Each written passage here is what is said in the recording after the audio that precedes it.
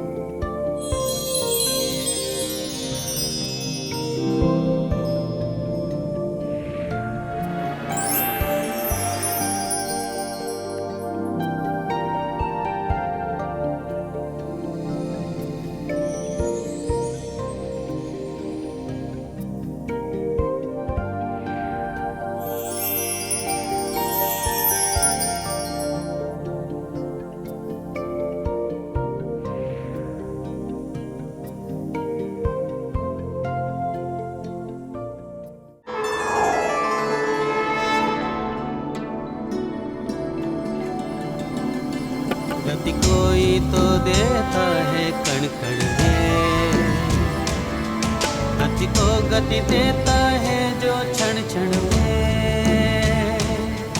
गति कोई तो देता है कण कण में, गति को गति देता है जो क्षण क्षण में। पूरे ब्रह्मांड का जो एक स्वामी है, मौजूद हर जगह अंतर्यामी है।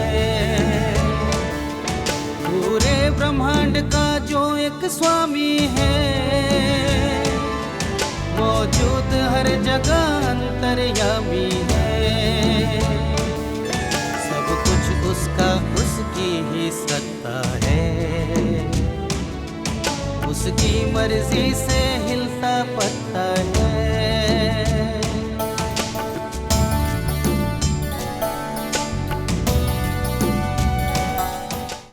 ओम नमस्ते। जैसा कि हम लोगों ने पिछली बार इस बात को समझा कि सफल होने के लिए लक्ष्य का निर्धारण करना और लक्ष्य को निर्धारित करके उस पर फोकस करना, और ये दोनों बातें, लक्ष्य का निर्धारण और फोकस, ये ठीक समय पर करना बहुत जरूरी है। ठीक समय पर आप लक्ष्य को बनाएंगे और ठीक समय पर लक्ष्य पर फोकस रखने का आप संकल्प लेंगे तो आप सफलता की ओर बढ़ते चले जाएंगे। और जैसे मैंने पिछली बार इस बात को एक उदाहरण के माध्यम से स्पष्ट करने का प्रयास किया था कि लक्ष्य की प्राप्ति के लिए इंटेंस बर्निंग डिजायर भी चाहिए। जिस प्रकार से एक बच्चे का सिर उसके टीचर ने जब पानी के अंदर डाला तो बच्चे के अंदर जो छटपटाहट थी, बच्चे के अंदर जो तड़फन थी एयर को प्राप्त करने की, ऐसी ही तीव्र इच्छा हमारे अंदर सफल बनने की हो, ऐसी ही तीव्र इच्छा ठीक समय पर ठीक निर्णय लेकर आचरण करने की आ जाए तो हम जीवन में अवश्य सफल बन सकते हैं। तो इन बातों को हम लोगों ने पिछली बार समझने का प्रयास किया है। अब आगे हमें जो दूसरी बातें समझनी हैं उनकी ओर बढ़ते हैं। आप सभी स्कूल कॉलेजेस में जाने वाले स्टूडेंट्स हैं। आपके जो सब्जेक्ट्स हैं, साइंस सब्जेक्ट्स हैं, किन्हीं के कंप्यूटर साइंस है, किसी का कॉमर्स है। ये जिन भी सब्जेक्ट्स को आप स्कूल में जा कर के आप 6-7 घंटे स्कूल या कॉलेजेस में आप रोज लगा रहे हैं, सोचिए प्रतिदिन 7 घंटे का समय कितना अधिक समय होगा। बहुत बड़ा समय है 7 घंटे का समय। अब हमें क्या बनाना है? हमें बनाना है लक्ष्य, हमें बनाना है टारगेट कि हम प्रतिदिन 7 घंटे का समय किस उद्देश्य को दिमाग में रख करके हम वहां पर हैं। बहुत अधिक होते हैं 7 घंटे। देखिए इस चीज को समझिए, यदि आप मन के अंदर ऐसा लक्ष्य बनाते हैं, ऐसा टारगेट बनाते हैं, ऐसा संकल्प करते हैं कि मैं इस 7 घंटे के समय में मैं स्कूल और कॉलेज में पढ़ाए जाने वाले विषय को ठीक प्रकार से समझकर वहीं पर मैं अपना 60-70% सिलेबस कवर कर लिया करूंगा। सोचिए, यदि आप 60-70% सिलेबस वहीं स्कूल या कॉलेज में कवर करने की आदत बनाने वालों में हो, यदि आप ऐसा कवर कर जाएं तो आप सोचिए कि एग्जाम को लेकर के आपके दिमाग में क्या प्रेशर रहेगा। क्या एग्जाम को लेकर के आपके मन में किसी प्रकार का डर रह पाएगा? मेरे विचार से तो नहीं। आप बड़ी खुशी खुशी घर वापस आएंगे और खुशी खुशी घर वापस आकर के आप अपनी लाइफ को भी इंजॉय करेंगे। आप ठीक समय पर यदि खेलना है तो खेलेंगे, ठीक समय पर यदि पेरेंट्स की कोई हेल्प करनी है तो उसे भी करने में आप बिल्कुल कठिनाई महसूस नहीं करेंगे, क्योंकि आप स्कूल में ही बहुत कुछ कवर कर चुके हैं। अब प्रश्न आता है, क्या हम स्कूल कॉलेज में ऐसा टारगेट बना करके चाहते हैं कि हम 60-70% सिलेबस वहां कवर करेंगे? क्या हम ऐसा टारगेट बनाते हैं?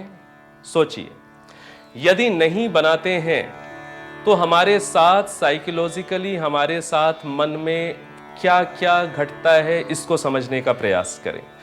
यदि हम स्कूल और कॉलेज में जाकर के क्लासेस में बैठ कर के यदि हमें केवल इतना ही पता चला है कि आज टीचर ने क्या सब्जेक्ट पढ़ाया है या सिलेबस में क्या क्या है, यदि हमने केवल इतनी ही जानकारी प्राप्त की है और उसके साथ साथ बस हमने अपने फ्रेंड सर्किल को थोड़ा सा बढ़ाया है, फ्रेंड्स के साथ हमने उस टाइम को एंजॉय किया है, तो आप सोचिए क्लास में बैठे हुए आपको क्लास के अंदर टीचर से आपको डर तो नहीं लगता है?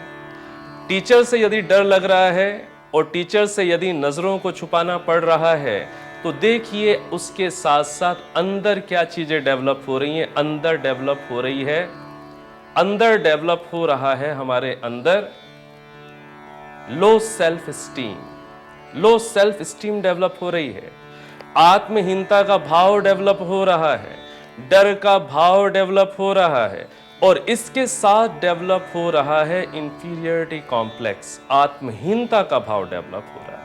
सेल्फ रिगार्ड हमारे अंदर नहीं आ रही है और इसके साथ हम जिस मेहनत को कर सकते हैं वो मेहनत ना करके वो सारा समय हमारा नजरों को छुपाने में, डरने जैसी नेगेटिविटी को अंदर डेवलप करने में व्यतीत हो रहा है। सोचिए, तो इस प्रकार से हमें इस बात को समझना है, इस टारगेट को बनाना है कि हमें स्कूल कॉलेज के अंदर ही 60-70% सिलेबस को कवर करना है।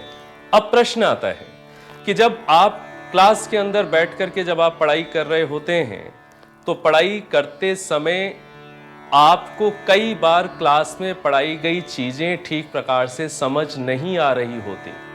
जो ठीक प्रकार से चीजें समझ में नहीं आ रही होती हैं, मैं जो अपने अनुभव से बात कह सकता हूं वो ये बात है कि हमने शायद क्लास में जाने से पहले आज पढ़ाए जाने वाला विषय बिल्कुल भी घर में नहीं देखा होता, बिल्कुल भी नहीं देखा होता।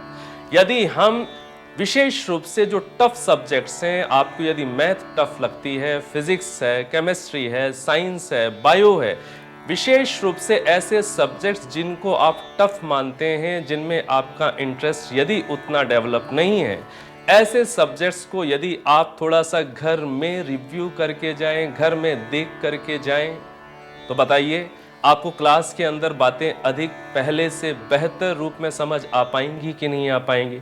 निश्चित रूप से। यदि आपने सब्जेक्ट थोड़ा सा पहले देखा हुआ है तो आपको क्लास के अंदर बात बेहतर रूप से समझ में आती है। और इस चीज को समझ लीजिए कि समझ में आना और इंटरेस्ट, इन दोनों चीजों का बहुत ही बड़ा संबंध है। यदि आपको सब्जेक्ट क्लास में कुछ समझ में आना शुरू होता है तो आपका इंटरेस्ट क्रिएट हो जाता है और आप अपना इंटरेस्ट क्रिएट करके आप समय का सदुपयोग कर रहे होते हैं। उस समय आपके अंदर एक पॉजिटिव फीलिंग आ रही होती है, आप नेगेटिविटी से बच रहे होते हैं, आप कुछ अर्न कर रहे हैं, आप कुछ टाइम का सदुपयोग कर रहे हैं, उससे आपके अंदर सेटिस्फैक्शन भी पैदा होता है। तो देखिए, मैं निवेदन करता हूं सभी स्टूडेंट्स से, वैसे आज बहुत कंपटीशन का ज़माना है, सबको बहुत मेहनत करनी पड़ती है और आप सब भी बहुत अच्छे स्टूडेंट्स होंगे, लेकिन मेरा ये निवेदन है कि इस आदत को डेवलप करने की कोशिश करें कि आप विशेष रूप से टफ सब्जेक्ट्स को पहले ही घर में देखकर जाने की आदत बनाइए। अब अगला जो स्टेप है, अगला ये स्टेप है कि जब आप क्लास में सब्जेक्ट को अंडरस्टैंड कर रहे हैं, पढ़ रहे हैं और टीचर समझा रहे हैं, उस समय यदि आपको कोई चीज समझ में नहीं आती तो क्या उस समय आप हाथ उठा करके बिना संकोच के, निसंकोच, बिना हेजिटेट किए क्या आप प्रश्न पूछने की हिम्मत करते हैं? क्या आप ऐसी हिम्मत करते हैं? यदि आप ऐसी हिम्मत करते हैं कि यदि सब्जेक्ट में कोई चीज आपको समझ में नहीं आ रही तो आप खड़े होकर के टीचर से क्वेश्चन करते हैं, यदि आप इस हैबिट वाले हैं तो आप मानिएगा कि आप वहीं पर बहुत कुछ सब्जेक्ट को कवर कर जाएंगे और आपके अंदर एक उत्साह आएगा, आपके अंदर एक जोश आएगा कि आप बहुत आगे जा सकते हैं। और इसके विपरीत यदि आपको डर लग रहा है टीचर से प्रश्न पूछने के लिए तो इस पर सोचना पड़ेगा कि उस डर का कारण क्या है। क्या है उस डर का कारण जो आपको हाथ खड़ा करने में डर लगता है? उस डर का जो कारण है, उस डर का एक बहुत बड़ा कारण होता है कि मैं ये जिस प्रश्न को कर रहा हूं, दूसरे क्या सोचेंगे, दूसरे क्या सोचेंगे, मेरे फ्रेंड्स क्या सोचेंगे, क्लासमेट्स क्या सोचेंगे। ऐसा तो नहीं कि मेरा प्रश्न ही उतना गहरा ना हो, बड़ा उथला सा हो, सुपरफिशियल हो तो लोग कहीं हंस तो नहीं देंगे। और यदि मैंने क्वेश्चन पूछा और टीचर ने ही मेरे से कोई क्रॉस क्वेश्चन कर लिया, कोई चीज पूछ ली तो कहीं मेरी हंसी तो नहीं उड़ जाएगी, कहीं मेरा मजाक तो नहीं उड़ जाएगा। अब समझिएगा बात को। तो क्लास में क्वेश्चन करते समय यदि हमें डर लगता है तो उस डर के पीछे जो कारण है, इन जनरल बच्चों के दिमाग में ये होता है कि मेरे फ्रेंड्स हंसेंगे, टीचर यदि मैंने गलत क्वेश्चन पूछ लिया तो टीचर के ऊपर इंप्रेशन ना खराब हो जाए। ऐसे कई सारे कारण इंप्रेशन से रिलेटेड बच्चों के दिमाग में हुआ करते हैं और बच्चा हेजिटेंट रहता है, वो क्वेश्चन नहीं पूछता है। इस बात को अब समझना है गहराई से हमें कि ये जो बच्चे को, स्टूडेंट को क्वेश्चन पूछने में ये जो डर लग रहा है, ये क्यों लग रहा है? इसके पीछे बड़ी गहराई में जब आप जाकर के देखते हैं तो ये बात समझ में आती है कि उस समय स्टूडेंट ने अपने टारगेट को भुलाया हुआ है। क्या स्कूल जाना, क्या कॉलेज में जाने का टारगेट मेरा ऐसा है कि मेरा इंप्रेशन लोगों पर अच्छा रहे? क्या ये मेरा टारगेट है? क्या मेरा टारगेट वहां पर जाकर के दूसरों को इंप्रेस करना मात्र है? वास्तव में एक विद्यार्थी का टारगेट तो क्या है? विद्या का अर्जन करना। एक विद्यार्थी का टारगेट तो है अपने नॉलेज को बढ़ाना और स्कूल में जाकर अधिक से अधिक सिलेबस को कवर करना और सब्जेक्ट की डीप में जाना। यही टारगेट है हमारा स्कूल या कॉलेजेस में जाने का। अब वहां पर जाकर के ये जो इंप्रेशन वाली बात आ रही है कि बच्चे हंस देंगे, टीचर पर इंप्रेशन ना खराब हो जाए, सोचिए इस समय हमने अपना लक्ष्य मिस तो नहीं कर दिया है? जो लक्ष्य नहीं है उसे लक्ष्य तो नहीं बना लिया है? इसलिए मेरा सभी स्टूडेंट्स से यह निवेदन रहता है कि वो पहले स्कूल कॉलेजेस जाने का जो लक्ष्य है, जो उद्देश्य है, उसे पहले बहुत अच्छे से दिमाग में बिठाएं। वो उद्देश्य है नॉलेज को बढ़ाना, वो उद्देश्य है वहीं पर जाकर के अधिक से अधिक सब्जेक्ट को कवर कर लेना, वो उद्देश्य है वहीं पर अधिक से अधिक डीप जाना, क्रॉस क्वेश्चंस करके टीचर से उस सब्जेक्ट को और गहराई से समझना। ये उद्देश्य है, ना कि वहां पर अपना इंप्रेशन अच्छा जमाने के विषय में चिंतित रहना। ये हमारा सब्जेक्ट है। तो मैं निवेदन किया करता हूं विद्यार्थियों से कि आप ऐसी आदत को डेवलप करें कि आप पहले ही घर में सब्जेक्ट को थोड़ा सा आप देख करके जाएं। वहां पर चीज आपको ठीक रूप में समझ में आनी शुरू होगी और वहां पर जब आपको कोई क्वेश्चन आता है तब आप झिझकिए नहीं, आप डरिए नहीं, आप हाथ रेज करके, हैंड रेज करके टीचर से उस क्वेश्चन का आंसर जरूर लेने की हिम्मत रखिए। ये हिम्मत आपका बहुत समय बचा देगी। ये हिम्मत आपके अंदर बहुत बड़ा आत्मविश्वास ले आएगी। ये हिम्मत आपको जीवन के दूसरे क्षेत्रों में भी बहुत आगे ले जाने में बहुत बड़ा रोल निभा देगी। तो हिम्मत लाइए। और इतना भी आपको, इतना जिसे कहते हैं क्यूरियस होना चाहिए किसी सब्जेक्ट को समझने के लिए, कि यदि आपके क्वेश्चंस का आंसर्स आपको क्लास में पूरा नहीं मिल पाता है, तब आप बिना डरे रिसेस के अंदर अपने टीचर के पास जाकर संपर्क करें और संपर्क करके उनसे अतिरिक्त समय ले करके भी आप स्कूल में ही विषय को समझ लेने की पूरी चेष्टा करें, पूरा प्रयास करें। ऐसा करने से आप बड़े निश्चिंत मन के साथ घर वापस पहुंचा करेंगे, जिसमें डर नहीं होगा, जिसमें प्रेशर नहीं होगा, जिसमें किसी प्रकार का निराशा का भाव नहीं होगा, जिसमें किसी प्रकार की इंफीरियरिटी कॉम्प्लेक्स नहीं होगी। आप बड़े उत्साह के साथ घर वापस आएंगे।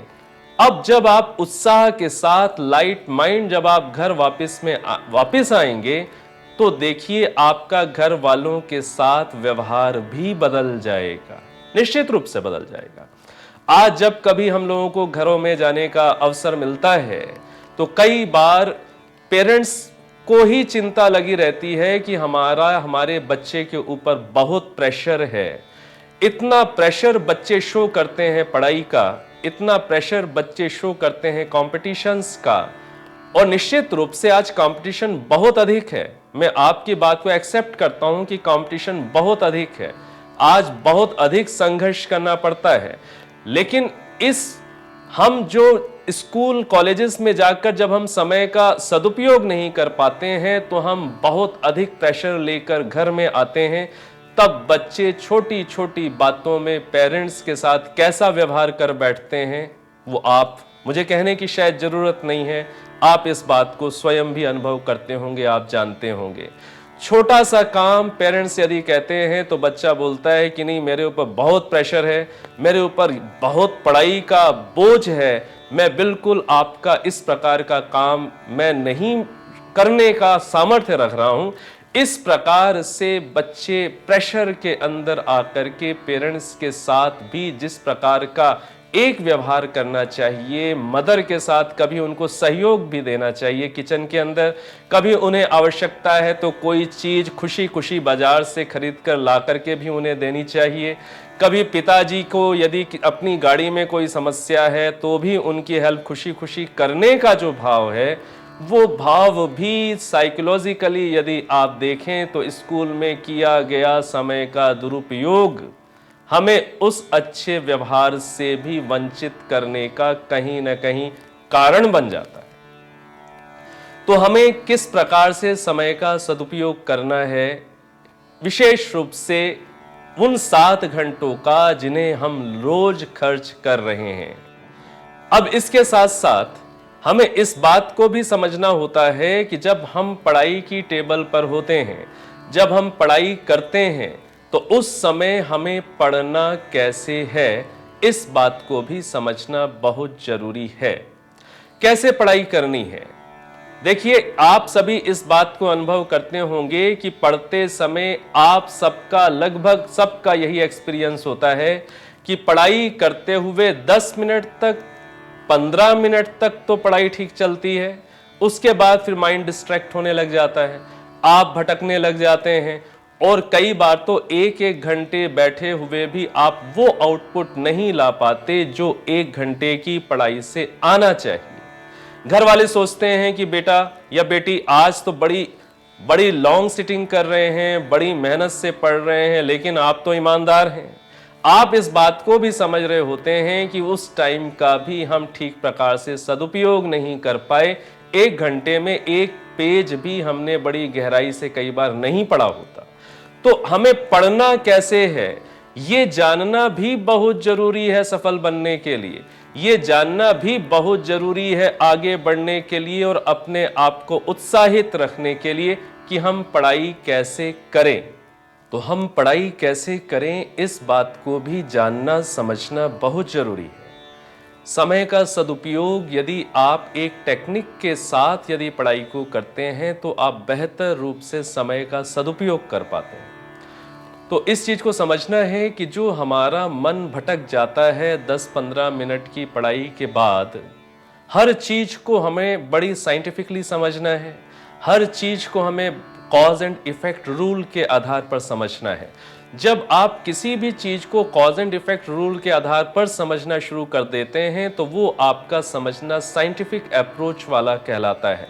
अब मान लीजिए आपका मन भटक गया, जो मन भटक गया, देखना पड़ेगा कि इस मन के भटकने के क्या क्या कारण हैं। यदि हम उन कारणों को पहचान लें और उन कारणों को पहचान कर फिर हम उन कारणों को दूर करने की मेहनत कर जाएं तो निश्चित रूप से हमारा कंसंट्रेशन, हमारा फोकस हमारी पढ़ाई में इंप्रूव हो जाएगा। तो मन भटका, पहली चीज जो समझने की है कि जो मन भटकता है वो कई बार प्रेजेंट में ही दूसरी चीजों में हमारा फोकस शिफ्ट हो जाने से भटक जाता है। आप पढ़ाई करने के लिए बैठे हुए हैं और पढ़ाई करते हुए आपका मोबाइल भी आपके पास में है, और मोबाइल में जैसे ही किसी एसएमएस के आने का इंडिकेशन मिला, अब देखिए ये प्रेजेंट का ही सब्जेक्ट है। प्रेजेंट में आप पढ़ाई कर रहे हैं और प्रेजेंट में ही आपका मोबाइल आपके सामने है। अब मोबाइल में जैसे ही एसएमएस आया और आपको पता चला, और यदि आपने उस एसएमएस को पढ़ने की इच्छा कर ली, फोकस शिफ्ट हो गया, आप डिस्ट्रैक्ट हो गए, आपका कंसंट्रेशन आप लूज कर जाएंगे। तो मैं निवेदन किया करता हूं कि आप जिसे कहते हैं बहुत लंबी सिटिंग करने की बजाय आप यदि 20 मिनट, 25 मिनट, 30 मिनट आप यदि एक पूरा मन में संकल्प करके टारगेट बना करके बैठें कि इन 20-25 मिनट में मुझे मोबाइल भी नहीं छूना है, उसे साइलेंट कर दीजिए, उसे आप स्विच ऑफ कर दीजिए। और आप जब इस प्रकार से डिस्ट्रैक्ट नहीं होंगे, आपका फोकस शिफ्ट नहीं होगा, तो निश्चित रूप से वो चाहे एसएमएस आ रहा है, चाहे आपको कोई ईमेल चेक करना है, चाहे किसी की रिंग आ रही है, चाहे कोई ऐसी बात है, जब आपने संकल्प कर लिया कि 20-25 मिनट के लिए अब इसका उपयोग मुझे नहीं करना है, आप निश्चित रूप से अपना फोकस मेंटेन कर जाएंगे, आपका कंसंट्रेशन बढ़ जाएगा। इसी प्रकार से छोटी छोटी चीजों के लिए तैयारी करनी चाहिए। कई बार देखा जाता है कि स्टूडेंट 10 मिनट पढ़ते हैं और फिर उन्हें मान लीजिए प्यास लगी। अब प्यास लगी है तो अब पानी पीने के लिए उठकर कहां जा रहे हैं? किचन में जा रहे हैं, किचन में जा रहे हैं। अब किचन में आप जा रहे हैं तो बताइए, वहां पर दूसरी चीजों को देख रहे हैं, हो सकता है दूसरों से मिलना भी हो जाए, दूसरों का दिखना भी हो जाए, कोई बात भी हो जाए, आपका फोकस शिफ्ट हो गया है। तो पानी जैसी चीजों को आप पहले अपने साथ ऐसी प्रिपरेशन करके चलें कि पानी का गिलास आपके पास होना चाहिए, मोबाइल आपका स्विच ऑफ होना चाहिए, जो भी नीड की चीज है, आपको पेंसिल चाहिए, आपको रबड़ चाहिए, आपको अपनी कोई बुक चाहिए, कोई कॉपी चाहिए, आपके पास आपकी टेबल पर अवेलेबल होनी चाहिए, जिससे आपको बार बार उठना नहीं पड़े। ये उठना भी आपके कंसंट्रेशन को लूज या भंग कर देता है। तो प्रेजेंट में आपको एक तैयारी के साथ बैठना चाहिए, एक तैयारी के साथ आपको टारगेट पढ़ने का बनाना चाहिए। अगली चीज जो है, और फोकस कहां शिफ्ट हो जाता है? और फोकस शिफ्ट हो जाता है पास्ट में, और फोकस शिफ्ट हो जाता है फ्यूचर में। पास्ट की बातें, अतीत की बातें, कल फ्रेंड के साथ क्या हुआ था, कल गेम खेलते हुए कैसा मैंने परफॉर्म किया था, या उसने क्या चीट किया था, या आप उस गेम को स्मरण कर रहे हैं जो आपने कल बहुत अच्छा परफॉर्म किया, और उस गेम को स्मरण करने में आपको सुख आ रहा है, आपको अच्छा लग रहा है। ये आपका मन इस समय कहां चला गया है? अतीत में गया, पास में गया। आप प्रेजेंट को मिस कर रहे हैं, और प्रेजेंट जैसे ही मिस किया आपने कि आपका कंसंट्रेशन लूज हुआ।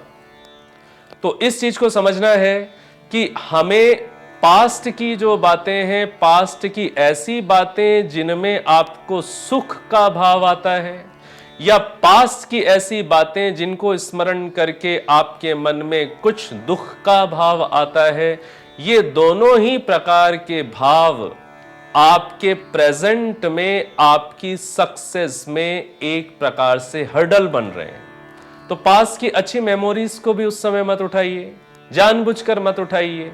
और यदि कोई मेमोरी पास्ट की अच्छी आती भी है तो उसमें इंटरेस्ट क्रिएट मत करिए। क्यों? क्योंकि आपने 20-25 मिनट का टारगेट बनाया हुआ है ना। यदि आप टारगेट बना करके बैठे हैं तब आप उसमें इंटरेस्ट नहीं क्रिएट करेंगे, उसको रोक पाएंगे। यदि आपने टारगेट नहीं बनाया है कि 25 मिनट मुझे फोकस होकर कंटिन्यूअसली पढ़ना है, यदि टारगेट नहीं बनाया है तो आप इंटरेस्ट ले लेंगे, रस ले लेंगे, फिर पास्ट की रील फिर से शुरू हो जाए।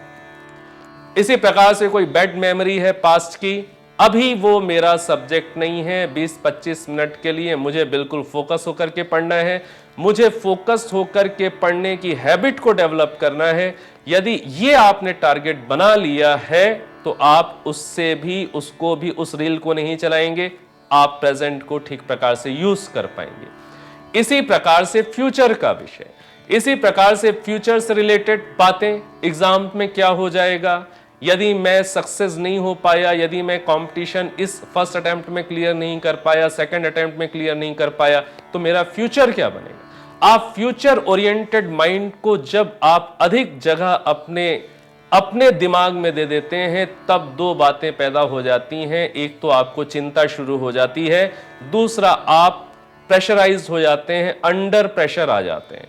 फ्यूचर अच्छा बनेगा तब जब आपका प्रेजेंट आप अपने ही हाथों से आप अच्छा बनाएंगे, तभी फ्यूचर अच्छा बनेगा। तो इसलिए जो हमें फ्यूचर के विषय में हमें उस समय अधिक नहीं सोचना है कि मेरा क्या होगा। प्रेजेंट अच्छा बनाऊंगा तो मेरा फ्यूचर अच्छा बनेगा। तो इस प्रकार से आप अपने आप को फ्यूचर में भी डिस्ट्रैक्ट मत होने दीजिए, प्रेजेंट का ही पूरा आप सदुपयोग करिए, माइंड को फोकस करिए और प्रेजेंट में ही आप आगे बढ़ते चले जाइए। अब कुछ बातें हम आगे फिर डिटेल में समझने की कोशिश करेंगे, अभी इसको यहीं पर विराम देते हैं। धरती वाले तू इतना जान ले, ना है तेरा अपना कुछ मान ले। उपभोग करो इस जग की संपत्ति का, उपकार समझ कर इसको भूपति का।